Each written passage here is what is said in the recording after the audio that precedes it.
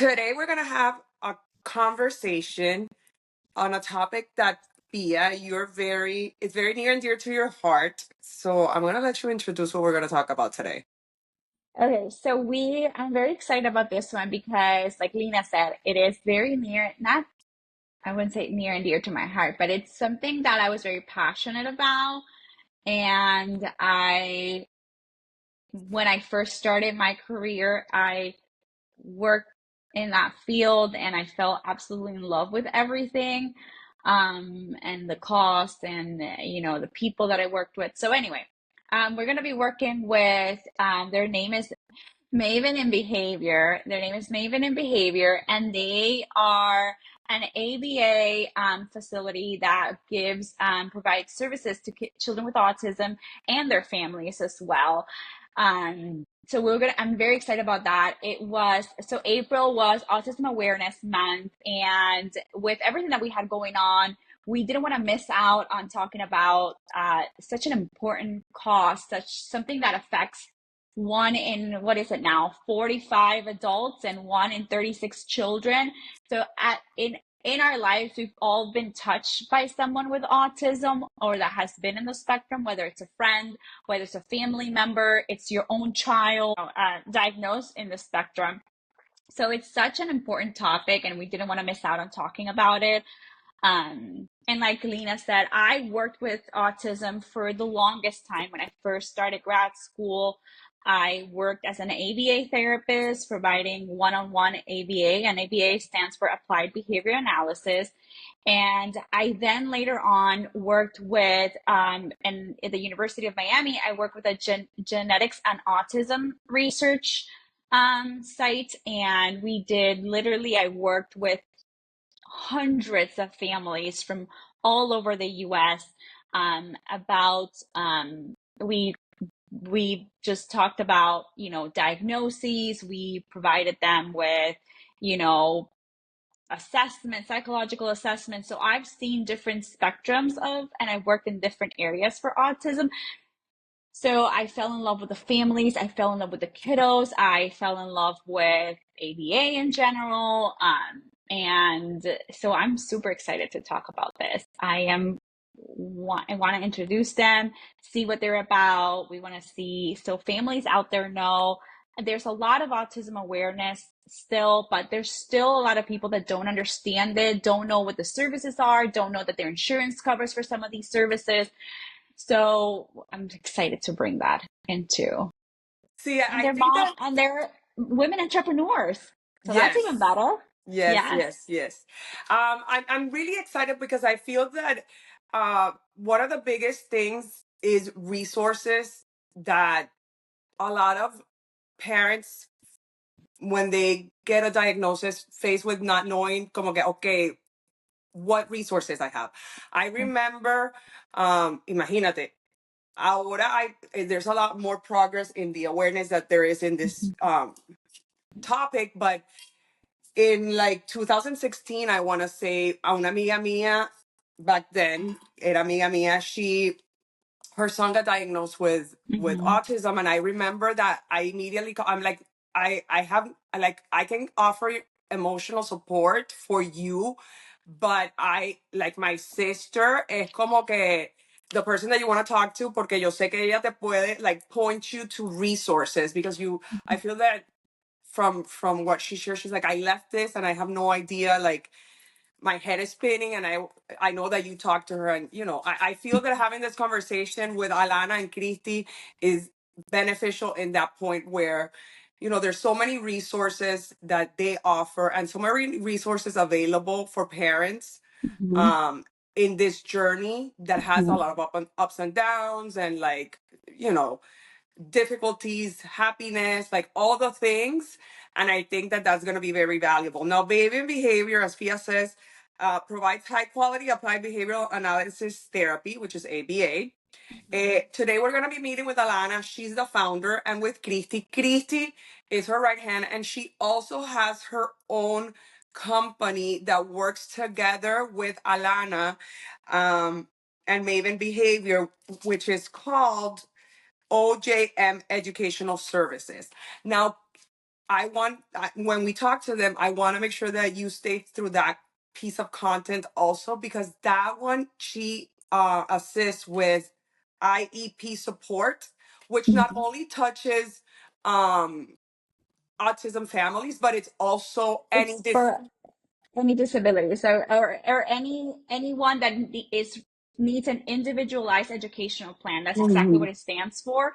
So it's anybody that's in that process of their child being assessed, or and I don't remember what they call it now in school psych, but that child is in that starting process of getting an IEP, and how parents navigate to get the maximum resources that they can get for their child when they're in the public school system.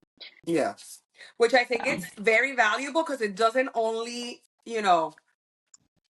touch on, o sea, like it touches, y ellas nos irán a explicar, but it touches other families, yeah. ADHD, any, type of learning disability that you have to deal with, or like all the resources so I find that that's going to be super valuable. Eh, and we're going to be talking about the services that they provide. They've both been in this field for over 15 years at different levels. They both started as special ed teachers, and they'll tell us a little bit more about their story. But they offer in their center ABA therapy, parent training, and school consultations, potty training. That's super important. I'm gonna be a little bit selfish, and I'm gonna ask una o dos preguntas about that. Also, picky eating and food refusal. So this is gonna be a lot of very, very valuable information that they're going to be sharing with us. So I can't wait to really speak to them and for them to join us. Question that we really want to know about you, Alana and Christy, is I know that you guys have been in this field for, I don't know, 15 plus years, las dos cada una. Yeah. How did you get into this work? It's work that requires a lot of passion, and no es nada más como que un trabajo. It has a purpose. Definitely. I'll start and then we can kind of segue our stories because I Yeah. think my story kind of is the reason that Christy and I know each other too, which Oh, is really special. So my brothers were diagnosed with autism at 3.5 years old. Now they're 21, so you guys can kind of Oh, do the wow. math on that. Yeah. And back then, there was really only one ABA company in Miami, and that was the place that you went to. So my brothers immediately, my mom had them in every therapy you can think of. But ABA was really where we saw so much progress. And I remember observing a session one day and I was like, how are they doing all these things? Like, they don't do this at home. How is this happening? And from that point on, I was kind of like, this is what I want to do. And there was all these avenues that I needed to go through to get to that point. So it kind of brought me, I was a special ed teacher prior to becoming a BCBA, worked as an RBT too, so worked my way up the field. I ended up working and training under the same BCBAs who worked with my brothers, which was an amazing opportunity. And then pandemic happened, I got pregnant and I said, you know what? If I'm going to do it, when I go back to work is when I'm going to start my own company. I told my husband, I was like, if in 6 months, I don't get clients or it's not taking off, I'll go back to work. And we're here almost 4 years later. And luckily, we haven't had to go back to working for someone else. It's been that's nice. But then, so Christy and I became friends many years ago, connected over certain things. But my mom and I put Christy in contact with each other because she worked with my brother, well, kind of worked with him Yeah. at one point, indirectly, Yeah. indirectly. So, and then now Christy is at Maven in Behavior, and we are thrilled because she's been the best and biggest asset to Maven in Behavior, and she's amazing, amazing, amazing. I love that. It's the pandemic really launched a lot of like wonderful things, Things. en Yeah, verdad. I was just about to say, if you took the time to really it took you a moment to slow down, think about what you want. It was a great opportunity to do, I'm going to do it and I'm going to do it now. And Yeah. it's worked out 3 years later. That's Yeah. That's awesome. amazing. That's very, very good. Yeah. Christy, cuéntanos un poquito about you. Bueno, so my story is a little less direct, right? So I around the time that I graduated from high school and I started at a local university, um I met a family. They were that had a child with autism. And at the time, I had no idea really what I was going to study, really what I was going to do, anything like that. But I always felt like I wanted to go into education, into some kind of education. So I was already in that sort of path. And then when I met this child, I remember thinking like, oh, there's something different about this child, right? And when I started to pursue it and look into it, autism is what kept coming up. And then, I was kind of at a cusp where you decide like what is it that you're really gonna focus on, what is gonna be your major, what's gonna be. So I went down the road of special education. And then within that sort of realm, of course, I'm a college student, so I'm looking for a job.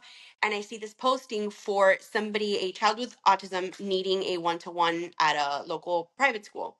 So I applied, I got the job, and the BCBAs that were, like Alana said, at the time it was really just like one clinic, an amazing BCBA who at the time I wasn't working for her directly, but she took me under her wing to really teach me a lot of things that were very helpful, for somebody that didn't know really anything at the time, right?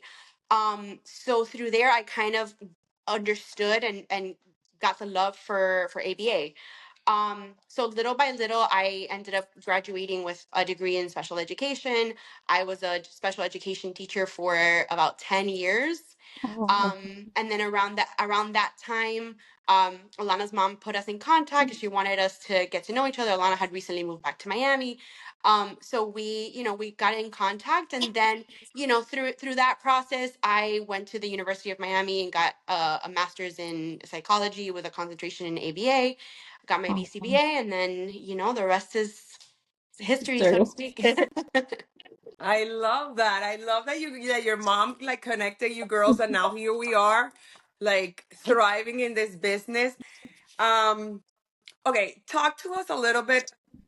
Like, obviously, you three have more knowledge of what ABA is, but for somebody like me or somebody that's listening, that's maybe having just found out that their child is in the spectrum, or el primito, or la mejor amiga el hijo, or like, or is thinking como que my son or my daughter is showing something. Like, what is ABA? What services specifically you guys offer at Maven in Behavior and at OGM? So I'll tackle that first, Christy, and then we'll segue into OJM.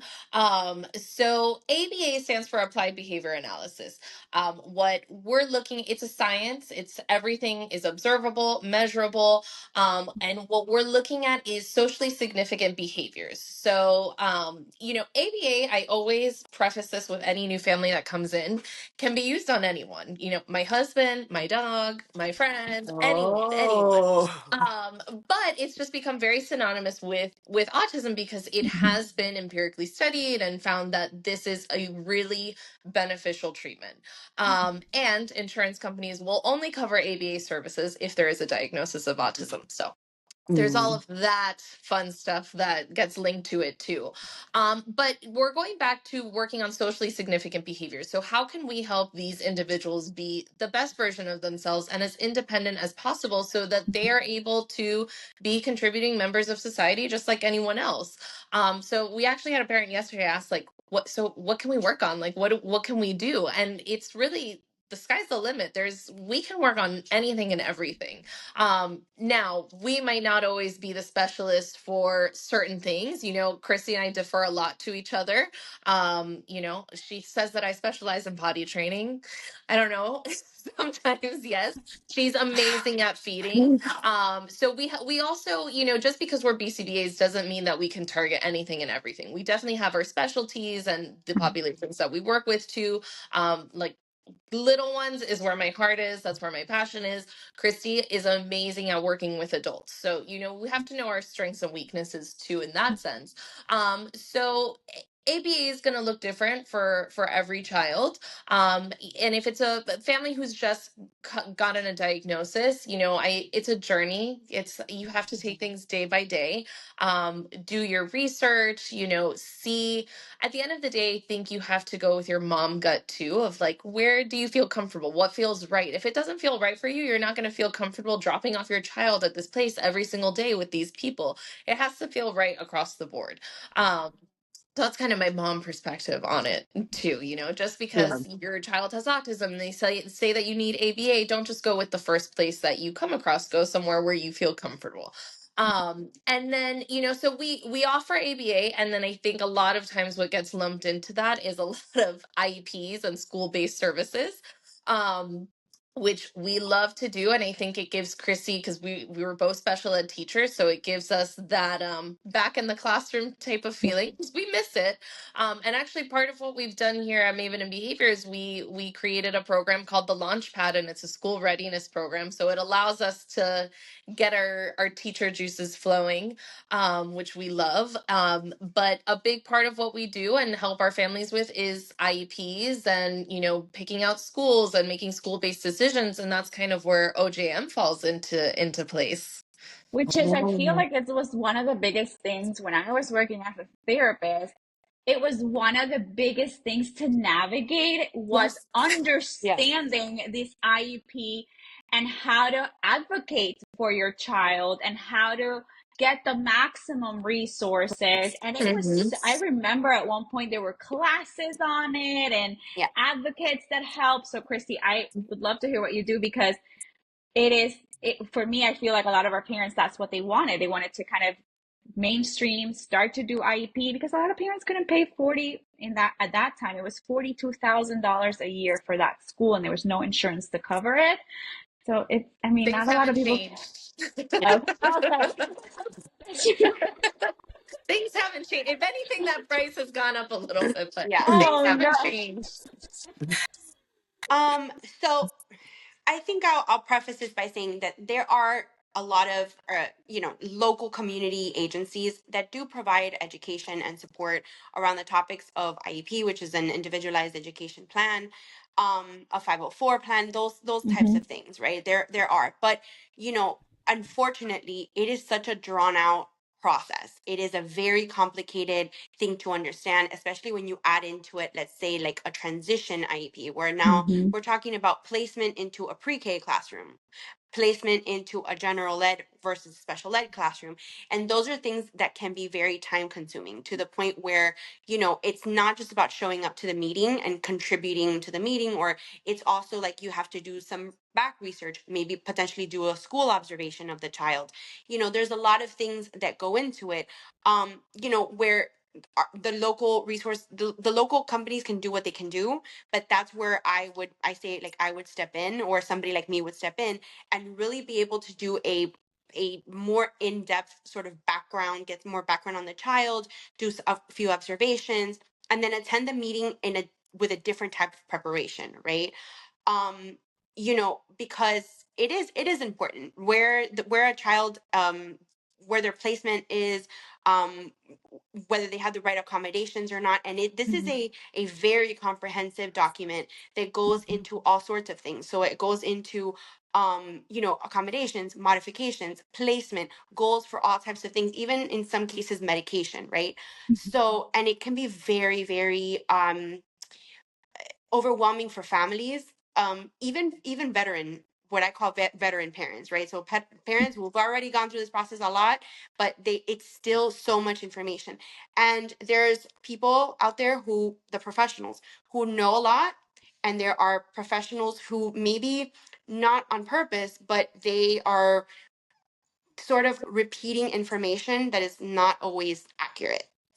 So, there are safeguards and there's documents, but there's a lot of acronyms related to special education. So if you don't know that, IEP, ESE, ABA, ASD, like all those I, things can get We live in a really, I, world of acronyms. I'm right. gonna raise my hand to say, because okay, yes, IEP is Individualized educational plan. Yeah. okay, and then talk to me like talk to me no like no talk to me because I don't know all the things at this point through my children's education. They haven't had the need for any of these resources. Nena todavía está chiquita, so I don't know. Pero up till now, Juanpi hasn't had to. But the IEP is what? Like, when does that come? Like, again, I'm a mom that have just found, got diagnosed, or my kid is still small. I now just have to start thinking about school. Like, what? Because I heard Alana said the Launchpad. Like, what, what does that look like, and how does that, I feel how do like you like that organize was that to quite a understand? loaded question, by the way. Yeah, it is. Well, It's a because loaded remember, you question. gotta explain it to me like if I'm like five, because yo no You sé, I know, don't know the acronyms, I don't know like so you know what I mean, and it's scary. And if it's scary to me, and I'm not in that position, I can only imagine, how Yeah. scary and yeah, frustrating because the emotions are there. You know what Yeah. I mean? of course, yeah, of course. Okay, so as we mentioned, an IEP is an individualized education plan. So it's supposed to be individualized Okay. for the student's needs. Now, there are students that may have a diagnosis of something and may not need an IEP because Okay. academically and behaviorally and everything else they can manage fine, right? So it's not that it's absolutely necessary. But there are different situations. So let's say there's a recent diagnosis and the child is under 3, then they will go to a program called Early Steps, where they do more of like a family plan. But then once the child is gonna turn 3 or already 3, they would go to through the Miami-Dade County Public School program, which is Fiddlers or Child Find. And then there they do a very comprehensive evaluation that includes interviews with the parents, psychoeducational, like all encompassing, to be able to create this plan or decide whether or not the child needs the plan, right? And Okay. then if they do, they sit down with a team of people, the person that did the evaluation, the parents, a staffing person, which is the person that would help decide where the child would go within the school system. And then they would create this plan that would include, again, placement. It would include goals related to not just curriculum, but also independent functioning, social emotional, medication, again, if they need it, and communication, right? Okay. And then there's sections for accommodations, which are changes in the curriculum to be able to help them access what they're supposed to be learning with the general population, or decide that as a team that child needs something more specialized, so they would be in a more, what they call a self-contained, which is just for children that have a diagnosis or an IEP. And that Mm. can happen at any that you a lot of the times it happens when the children are very young and they have an early diagnosis. But it can also happen really during any part of a student's trajectory in school. They can the teacher can refer for testing, or parents can have them privately evaluated, and there's something that they need to pursue, and then they can request an IEP through their school. Okay. Okay. And then you help them navigate. I can only imagine all the red tape of, you know, if Yeah. getting if signing up for a passport is like crazy, I can only imagine todas las cosas that go into this. Okay. Yeah. I needed to understand because Yeah. No, it's, if yeah, you don't know, you don't it's know, you hard. know what Yeah, I mean? it's a Um, hard. so potty training and picky eating. That's a big thing, right? And I It's remember those. I'm selfishly gonna ask about potty training because Nana is gonna turn 5 and she's potty trained. But at night, if she doesn't have a pamper, se hace pipí. yeah. So Work on that. the obviously the ABA, we talked, it's a service that's mainly for kiddos in the spectrum, but are these other services also available for okay, talk Yes, to me a yes, little yes. bit about, because we all, there's different Yeah. There's different needs. We've had plenty of kids who have come in here without a diagnosis, and I think it's so synonymous with autism because that is how you get financial coverage for your Yeah. services through insurance companies. But we have had plenty of families that have come in private pay that, sometimes they just want to work on feeding. We've had kiddos who've come in who have just wanted to do potty training. It really depends on whatever the need is. So when we first meet with a family, we'll just meet with the parents at the beginning, to kind of discuss what are your goals, what are you looking for, what are you struggling with, if we determine that we can help with that, and if our schedule allows, because scheduling is a whole different part of this Oh, yeah. world, then we take that on and we help them. But I think two of the things kind of that you hit on that we're really specializing in as of lately is definitely some potty training, and definitely the picky eating. Picky We see eating. that it's, I mean, common with a lot of toddlers, but even more so for kiddos on the spectrum.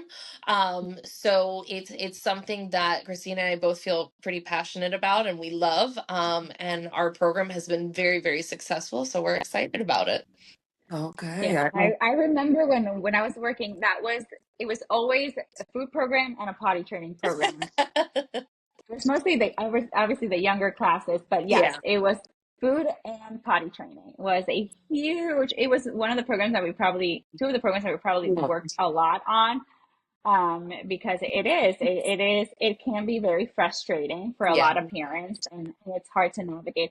I have a question. So you guys, and maybe I don't think that we talked about this. So in the program, so can I drop? Do you guys have like drop in, and I can drop them off?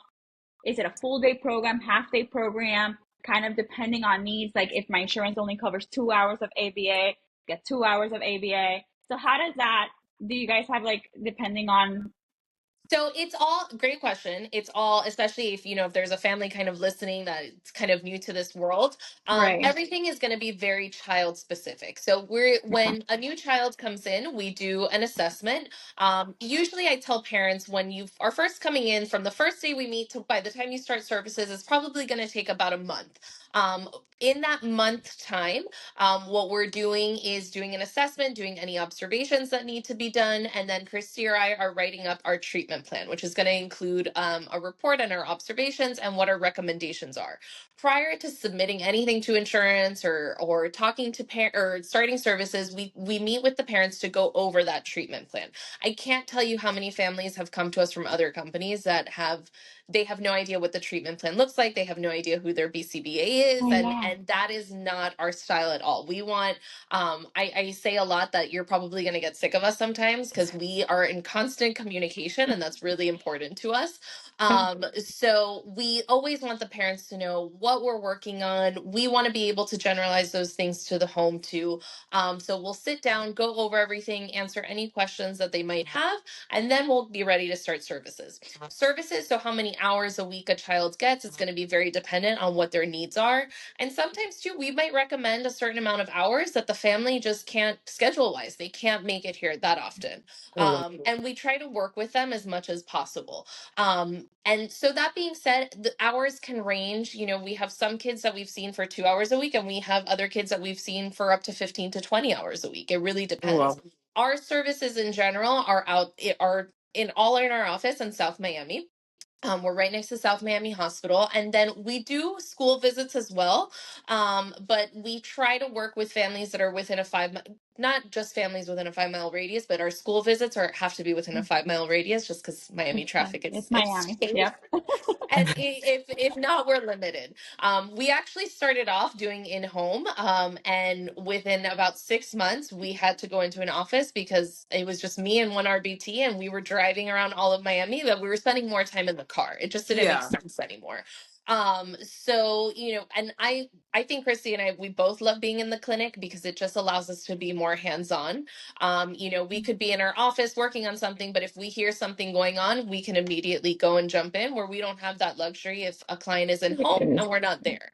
And then in terms of the other program that we offer is the Launchpad. It's our school readiness program, really geared for kids ages 3 to 5. What we have identified is that there's a really, so pre-K is not mandated in the state of Florida. There's pros and cons to that. You have a lot of parental choice and what you do with your child from, the time that they're 0 to 5 years old, which is great. But then kids hit kindergarten, they have no school experience, and kindergarten is a really, really, especially in the last probably 10 to 15 years, there's been a really big jump in expectations, and what kids should be doing in kindergarten. I think Pre-K. Christy and I will both argue that it's not developmentally appropriate, but that's a TED My, talk for a different day. Nena is going into Definitely. kindergarten like next year, and she's already like tiene little sentences like. Yeah, like why? They should be playing. They should They be should be playing. playing, It's so playing and frustrating. cutting Yes. and gluing and eating pasta Oh my next God. to Y school. entonces, Yeah. She goes to the same school that Juanpi went to, Uh-huh. pero ella es más flojita que Juanpi. So she's like, I don't want to do this. Just give me the answer. I pobrecita. I get it, girl. I get it. It's hard. Yeah, I'll sorry. never forget. I walked in on the first day of kindergarten for my stepson, and this was the year COVID hit, was his first year of kindergarten. I walk into the class and there's desks. I was horrified. I'm like, how can you have desks in kindergarten? They need to be at like big tables all together. Like, why are there desks? But we have to work with what we have. So we started the Launchpad, and a lot of our programming here in general for early learners, we know what the expectations are at school. So we want to make sure our kids are ready for that, because at the end of the day, they're going to be spending a bulk of their day there. So they have to be prepared. The same way us as adults have to be prepared for, maybe working crazy schedules, long hours, all these crazy things. Like, we have to manage. It might not be ideal, and it might not be what our parents or grandparents were doing 40, 50 years ago, but we have to go roll with the punches. So our Launchpad program is really focused. It's 9 to 12, Monday through Friday. This is not covered by insurance. It is a private pay program because it's not a one-to-one program, but it is ABA based. And what we focus on is making sure that our learners are ready for by the time they go into school, that they have all those foundational skills of being able to follow group instructions, being able to sit at a table, being able to sit with peers, being able to sit for snack time, for lunch. So we got really lucky. We just moved into this office in February. We expanded our space, but we have one really big room that we call the Escuelita room. I love It's the that. internal name, and it's modeled like a pre-K class, that it has different centers, it has a little whiteboard, a circle time area, and all of those things. And we were piloting the program this year. It's been a success, so we wanted to continue that. So we have a summer program and a school year-round program as Oh. well. So we try to be flexible with our scheduling's hard.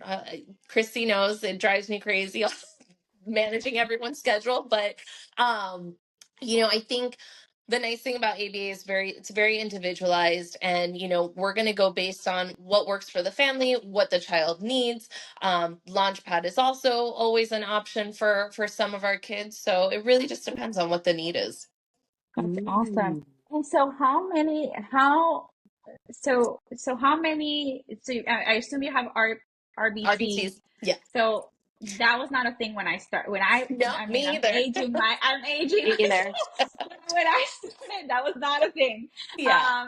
RBT was not a thing, which I'm glad it is now, because it does set some standardizations when it comes to, because I saw a lot of people, and you probably did too. You probably, through this journey, you probably met a lot of people that were not necessarily doing, they said they were doing our ABA, but not really were doing our ABA. So now that you have this, registered behavior technician, and that's what RBT is for. So how do you we already talked a little bit about the parents' perspective and parents. So in terms of hiring, because you'll probably get a lot of people that have been wanting to listen to you. Have a lot of young moms, Lena, that might want to get into this world or understand what's going on, or some, Gen Zers that are in the process of finding out.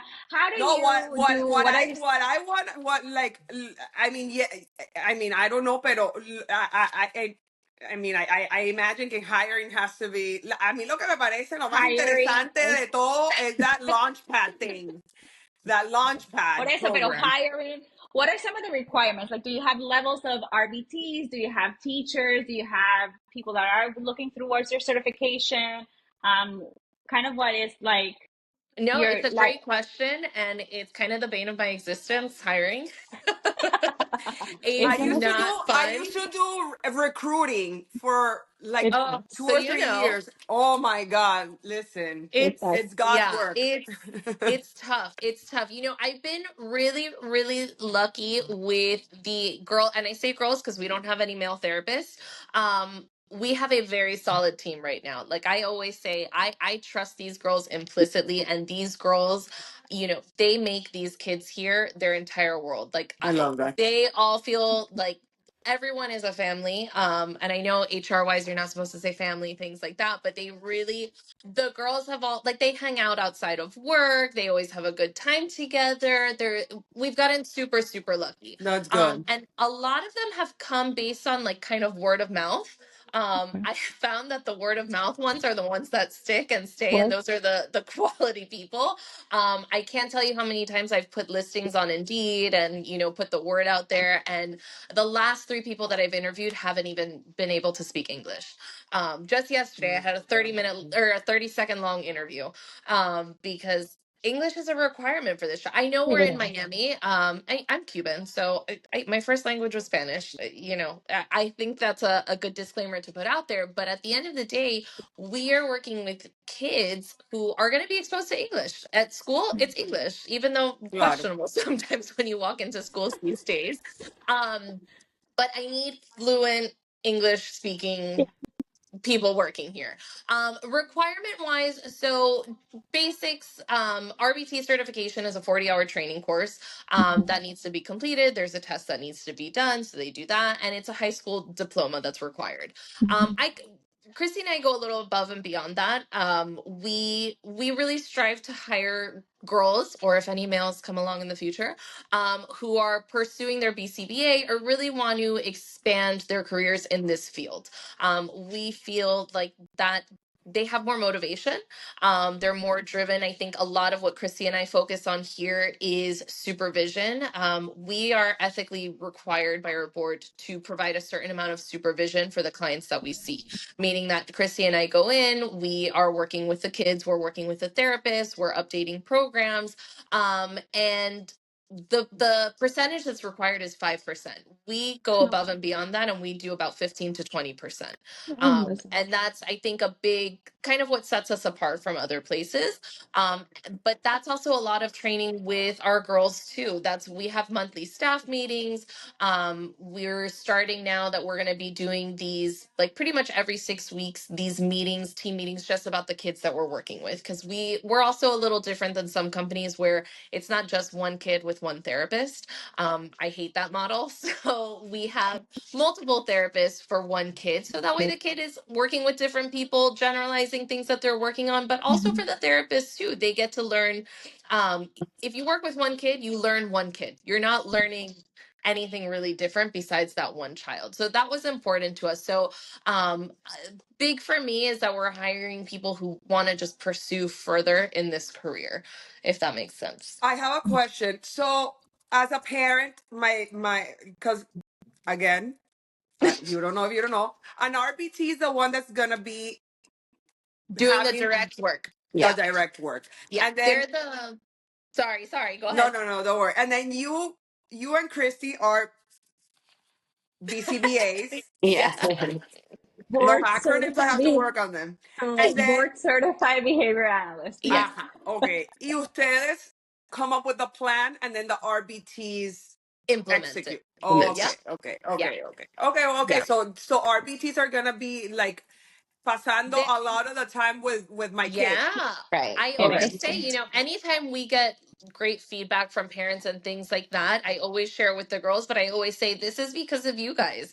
Claro, It's they are the front lines, and they are the ones day in, day out who really know those kids. claro. You know, Christy and I know them too, but they spend the most time with The them, most and time with them. Claro, claro. they are the reason that Maven and Behavior is what it is at the end of the day. Claro, claro, claro. Oh, interesting. Now the So launching. you and Christy, oh sorry. So you Sorry. and Christy are the ones that, so every so often you'll go in, do observations and figure out, like, based on data, what's Hmm. going. So ABA, and for the listeners, that ABA is very data driven. So I know that we observe, we take data, we look to see if a program is working. If it's Yeah. not, can we tweak it? What can we change? What are some, so those are always things that is a talk always constantly, I have to assume. So you guys come in and out and observe if Hmm. there's somebody that's kind of stuck in a program, so you guys take that time to observe. So that's why a board certified behavior analyst is so important, because they have that ability to observe, supervise, and kind of say, hey, we need to tweak this based on this and this and this. Yeah, and So I also, what I would add to that, because I agree yeah. with all your points, but what I would add to that too is, like Alana said, we do a lot of supervision, and I would say beyond just what we're ethically bound to do, it's also because we have our kids, and not to toot our own horn, but our kids, like, they really pick up things very quickly. So it's not just about, oh, there's an issue. It's also like, oh, they've mastered this. So now Nice. we're not going to stay at a mastered goal for until our Right. next, let's say, like, reevaluation. No, if that's mastered, we're going to move on to the next targets. And if the entire goal is mastered, then we're going to, now we're going to write in a new goal and something that goes above what they've already been doing, right? Because we Yeah. want to, we want to keep the momentum going, and we want our kids to not get bored or stagnant in what they're doing. Because sometimes when they're bored, when they've done things too many times, when they already know what they're doing, that you do start seeing some other types of behaviors, right? So I would say that that's one thing. And then the other thing is, and there's nothing necessarily wrong with this, but there are places where they very much stick to the assessment, right? So so just to give a little backstory, we have a new client, we do the assessment, like Alana mentioned, we write goals based on the assessment, and we, a big part of it, of the assessment, is that, but there are things that are going to come up where it's not necessarily, they're socially the most, maybe more socially valid, but they're not necessarily things that are attached to an assessment, The assessment. right? Hmm. Okay. So, getting a haircut, going to a medical appointment, Oh. preparing for, The you know, dentist. the dentist. Like, these are things that our kids have to, they have to engage in, and the parents come to us, and we will help, even going to a birthday party sometimes, Yeah. like, these Wow. are things that Okay. we start to, we create social narratives, or we start, doing some desensitization, which is we start introducing things little by little. Like, we have shared, to give an example, a client in the past who hated for people to say happy birthday. Hmm. So we started very little, very little. It was just happy, clap, give him something to do, something he liked, until he was able to get all the way to where he was saying happy birthday. Are you going to see that in an Oh wow. assessment? Probably not. Yeah. Oh, that's But awesome. Yeah. because these things are not cut and dry, that's where also supervision comes in, and our guidance, because it's not like where you're saying, okay, you're going to show them a picture, you're going to show them that this is a car. Right. Car, say car, grit, those things are more cut and dry. Where Yeah. our supervision really, a lot of the times, yes, focuses on those things, but also really helps us to show them from beginning to end, this is the procedure of what we're working on. Yeah. I love that you gave the example of the happy birthday, because that is such a big thing. And as parents of what we call neurotypical children, we take that for granted. Our Yeah. kids go to birthday parties, they sing happy birthday, and we're all like, yeah. But for a child that has this sensory um, situations, it is a lot Yeah. sometimes. And I remember that you were right. As soon as we used to do an ADAS so it was an observational assessment, and it had a portion of that assessment, I don't know if it still has it, where you had to sing happy birthday to baby. And we would put out I had a child that as soon as they took out that birthday cake, it was That's it. Game over. that was the end. He knew what was coming after that cake. So, and it was a plastic cake or a wooden cake. It wasn't even like Yeah. it wasn't a real cake. So yes, that, and you're absolutely right. That's things that you don't see in an assessment. It's not about Yeah. counting, and a lot of parents think about education and this, Yeah. they think about counting and their letters and reading, and that's all nice and dandy. But reality is that there's so many aspects to, just like you said, if you can go to a birthday party and sing and tolerate the happy Yeah. birthday song, it's a huge thing. And that's Yeah. it's meaningful for families. Families want to have that opportunity to be able to sing happy birthday to their Yeah. kids. Yeah. Yeah, So, I was gonna say, like, Christy contando eso y pulled on my heartstring, como que esa Ay, mamá se tuvo que haber sentido como que Coño, yeah. le puedo cantar Happy felicidad, Birthday. like, you know what I mean? Yes. Ay, no, voy a llorar. I said that this was a podcast that I wasn't gonna cry, pero voy a llorar. Like, I It can see happens a the lot mom, here. like, like, I can just picture the mom como que, o sea, tú sabes lo que tiene que sentirse eso, qué lindo. Yeah. No. Oh, So, as I a that's parent, oh, go. no. I was gonna say that's definitely, I think yes, working with the kids is amazing, but I think getting to be a part of all of those like amazing milestones that they Yeah. get to meet is really like there's no paycheck big enough in the world Yeah. for those types of claro, qué moments. I It bonito. agree. means a lot. Yeah. Yeah. Oh. So, as a parent who's starting this journey, who gets, and I think about it when you get thrown that diagnosis. And you're not even like, you're in the process of maybe it looks like this, and you're starting that process and that journey as a new mom. And maybe this is my first child, and I'm, don't know what's going on. He's not speaking when he's supposed to, or if he is, it doesn't kind of sound the same. Um, and then they start throwing me these acronyms, and you need to do this, and you need to do speech, and you need to do OT, and you need so as a brand new mom, and I'm in this brand new world of ABA. What are some of the things that is what would as you guys have been in this field? What are some of the things that you would tell a parent that has just recently gotten this and is in that process of starting?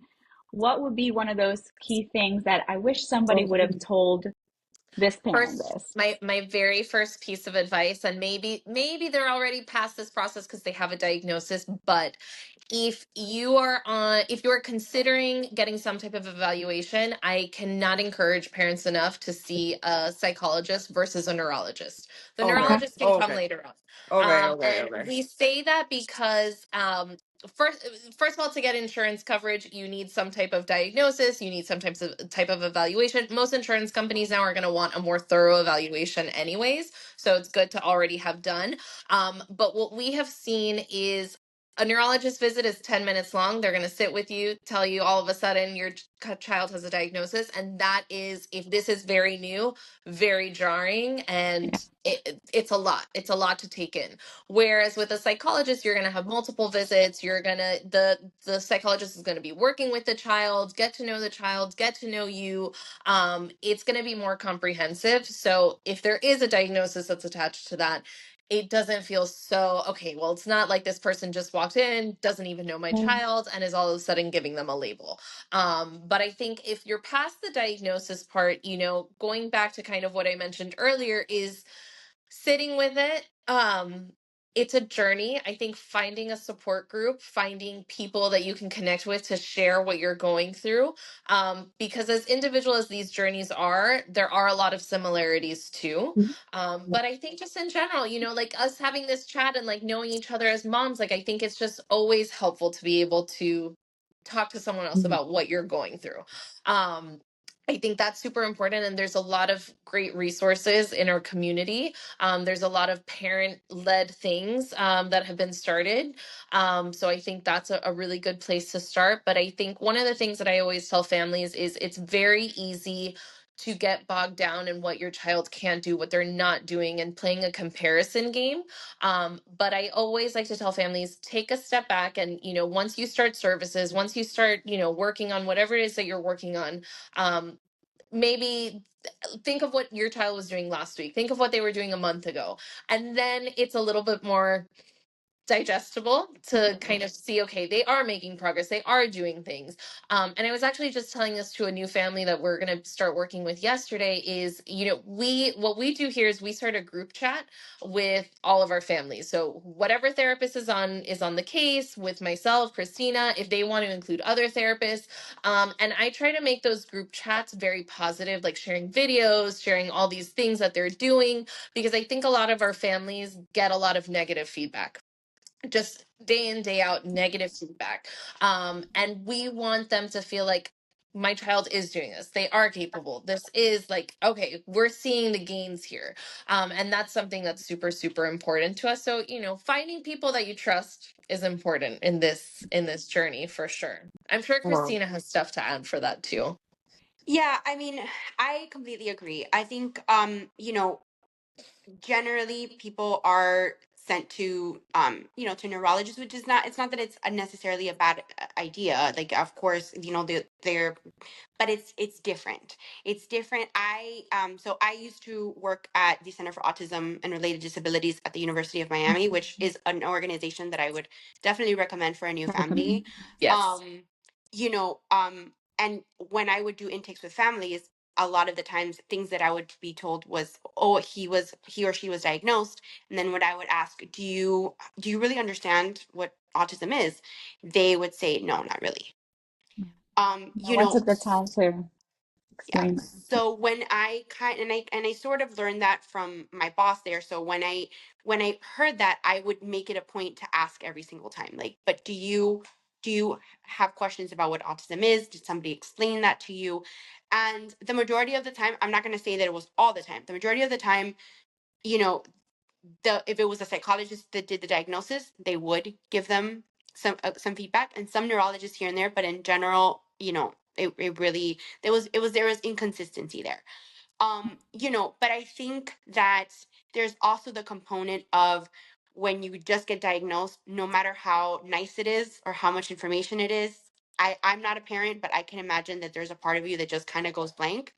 So I still would recommend that you have take some time to digest it, give yourself a minute, and then go to a place like the Center for Autism, go to a place like Parent to Parent of Miami. And when you start with your ABA clinic, whether it's us or somebody else, make sure that you're asking your questions. And something that Alana and I always like to say is, we don't, if a parent doesn't agree with something that we say, or they have a question, don't leave that lingering in your mind. Ask it. We are more than happy to answer that. We would rather, somebody asks us a question or tell us why they maybe don't disagree with us, and we can talk through it, as opposed to them just keeping that in, and then there being that, that little bit of doubt there, right? We're very open to that sort of communication. So yeah, I think that it can be very daunting, for sure. There are local support groups, and if my I guess something, a red flag for me is always, if you ask your provider something, if you ask somebody that you're working with something, and they get upset because you're just want to know more information, that for me is a red flag.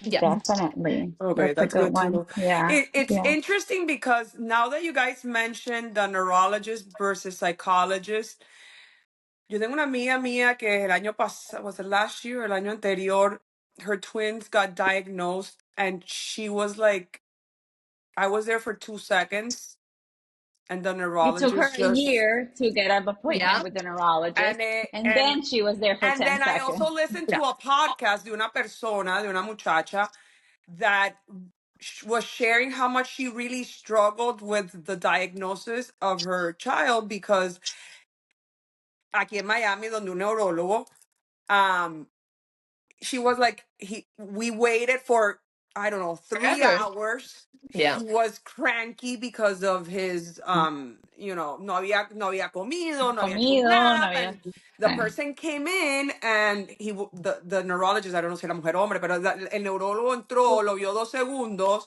and me dio este diagnóstico, and like I went home saying like my first reaction was like, of course my kid is gonna act a certain way, Yeah. because he's tired, he's hungry, we've been here for a million years, like it's too much. And Yeah. she explained how she really struggled with the Yeah. acceptance just Yeah. because of the way it was delivered. So it's Yeah. interesting to see that. I hadn't thought about it, but I guess that there could be potential, and not every Yeah. every neurologist in Miami, but Yeah. No, but it's they're interesting to know how the two I mean, neurologists también están, I mean, Yeah. they're extremadamente, needed, they're necessary. There's a lack of neurologists in general yeah. for any kind of CNS Yeah. disorder. There's very little neurologists that specialize in things like this. So whether it's autism or dementia or whatever it is, there are very few, and and they are back to back to back to back to back. Yeah. Because they're kind of like the gold seal for insurance companies Yep. sometimes. Sometimes insurance companies are like, if it's not a neurologist, we're not seeing them. Eh, So it becomes like this thing. And it's not it's just the system in general yeah. is that, but the psychologist is definitely now, I think, in the dementia world, and I don't know if in the autism world there must be something similar, but in the dementia world they have now geriatric patient navigators Mm-hmm. who help connect just when they're starting to get that process, because usually they're not done through a neurologist or through a school. Obviously they're Yeah. usually 50s and 60s, so it's usually through their primary care physician. So now they have this person that's specific, helping them navigate through that journey of like, okay, let's get you a diagnosis, let's get you a neurologist, let's get you a geriatric Mm. PCP. So I have to assume that Yeah. in autism now they have, or not I think assume, but is it is that through the insurance company? so insurance and Medicare would Okay. cover that. There's So there's definitely, I think the closest thing to that locally would be a place like Card, and okay. Parent to Parent, where they can put those resources in. I know in dealing with some of the insurance companies that we work with, they usually have like an autism care team or an autism Oh, support, and they gotcha. tell you, oh, you have this advocate that's working for you, and some are better than others. Mhm. I haven't seen our parents take advantage of using those people. Okay. And, at the end of the day, they're operating off a list. It's not like, oh, I know this great place. So that's why I think Work Card and a place like Parent to Parent would definitely be more helpful, because they know the providers that they're referring, Right, that's referring to. and things like Okay. that. I have a question I've been meaning to ask. Yes, we've talked about public school, but do you girls work also with Private. private schools locally? Yeah, we do. We have some of our kiddos are in private schools. At the end of the day, so insurance companies too, this is where insurance comes in. Some do not allow us to do services in school. So that can sometimes be an issue, but for the most part, we finagle our ways in there. There are a lot of private school in, I always say, schools in Miami change pretty quickly. So some schools that we may have recommended 2-3 years ago would not be the same schools that we would recommend now. Okay. And Christina can definitely speak more to this because she is our like school guru. She knows everything and everything. But we definitely do work with private schools, as long ABA doesn't have the best rep in Miami. Yeah. So, I think we've had to do a lot of work in kind of building our name for ourselves and getting in there and, kind of showing schools. We have to prove to them, like, we know what we're doing. We're good at what we do, and we can help. We can provide that support. And that's been helpful for us. But, some schools are very open to ABA and collaborating, and some others aren't. So we just have to see what comes up. Claro. Okay. Okay. Okay. That's very. Me pareció interesante because my kid's school is a private school, but they're Mhm. not very.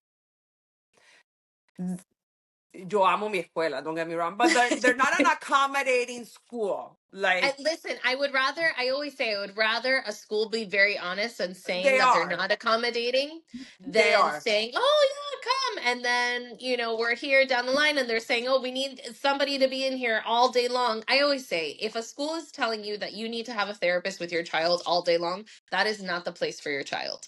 Right. Our goal is to have these children be as independent as possible. So at that point in time, there is not enough structures in place, or maybe the classroom management is not where it needs to be able to support that child and in what they need, because they shouldn't have to have an adult with them all day long. Who wants a little caretaker with them all day long? No, that's not Claro. fun for Claro. anyone. Do you Okay. guys provide services for parents at their home? Like if I have a parent that, let's say, he's working great in your center, he's awesome, he does everything, he's potty trained, but once he gets home, it's It's a a different completely story. different ball game. We Right. do. Sí. We have parent training. The Estoy parent train. We have parent training that we mandate all of our families to come in at least Okay. once a week for a or not once a week. I'm Love sorry, it. once every 6 weeks, for a parent training. We We haven't run into that issue where we have to go into the homes. If there's something Okay. severe enough, we would probably do it, but it would just be Christy or I. We don't do any in-home services anymore just because of the driving around. It just Right. doesn't, from a business perspective, it doesn't make sense for us anymore. Right. But parents are always very willing to share what's going on at home. And what we try to do is kind of create the environment here as close to it as possible. So we work on those skills. And like with feeding, for example, with feeding, usually when we start working on a new food, we work on it here. Then we have the parents come in, train on it so that the child can see, oh, my mom's doing this with me here. So when they do it at home, it's not so foreign, it's not so different. So if there's specific things that we need to work on, we'll generally bring the parents here. And we've been successful enough with that where we don't necessarily need to go into the home. I will say, there's sometimes where, yes, working in home is amazing because you're in that child's actual environment. From a business perspective, though, it doesn't make the most Yeah. Yeah, sense no, no, for no. us. Traveling Yeah. all Makes over, sense. like getting 2 miles can take you, 20 Yeah, minutes. Sí, sí, Yeah, sí. exactly. like, Yeah, yeah, yeah. no, it's Sí. not Makes feasible. sense. But I feel that we can talk for ages, pero I feel that we cover so many. I still have, like, we're gonna put, like, tengo tantas preguntas, like, I need Nena to get potty trained, I need to make sure that she's ready for kindergarten, like, tú Ay, We sabes. can no. chat. We can chat. We can always do a part two. We're happy For to. We sure. can always do a But we part will make two. sure to link all the things that we've talked about today. Specifically, I know that we talk about cards. I know that I've heard Yeah. from my sister before, as it being a great program. So I'll make sure to link that. I'll make sure to link, maybe in behavior, Yeah. their socials and their website. Same for OG. Am I saying it? OJM. OGM. Pero thank you so much for joining us. De verdad, ha Thank sido súper, you. No, thank you for having us. like, I feel that if I'm a mom que no sé nada de nada, I mean, y eso que I feel that I know a little bit because I've heard my sister and I've had friends that had, you know, Sí. to start this journey, and I've been by their sides for this. It's been very, aha moments to have. So thank you for sharing this valuable Yeah. information, and we hope that if you're listening and this has been valuable to you, make sure, if it's for a friend, share it with a friend. Se está pasando por esto. Share their information. Christy and Alana are amazing, as you can see. Thank Like, you. se les nota la La pasión and the pasión. love. Yes. Like, de verdad, o sea, me voy a poner a llorar. Oh my Ay, God. no, thank you for, Porque no, en thanks for verdad, giving us. como que I mean, I've seen you girls socially, individually, and you guys are amazing persons, like people. Pero verlas hablar y como se les ilumina las caras when you guys talk about your families, the successes, like, de verdad, de verdad, de verdad, like, que Dios Yeah. las bendiga, because el It trabajo que takes, Ay, hacen no, es yeah. hermoso. it takes special people to work Yes, with, de verdad, and de verdad. it's a job que requiere. It's not a job. It's a passion. It's It's una a passion. pasión. It's something that you're really dedicated to. So it's fantastic to see Yeah. that work, Y se and les it's siente Yeah. a great ustedes. that you Thank guys you. have been successful porque Miami is super competitive. So kudos to you to taking that opportunity for both of you and really doing this because it's great. I mean, it is a needed service. I mean, Yeah. families I know always want it, always request it. And so That's good for you amazing. guys. Y les Thank deseamos mucho you. success. Yes. Thank Keep you. them Thank you. Thank you. growing. Thank you. And Yeah. thank you for your time and for being here Of with us. course. Of Thank you, course. Get ladies. it.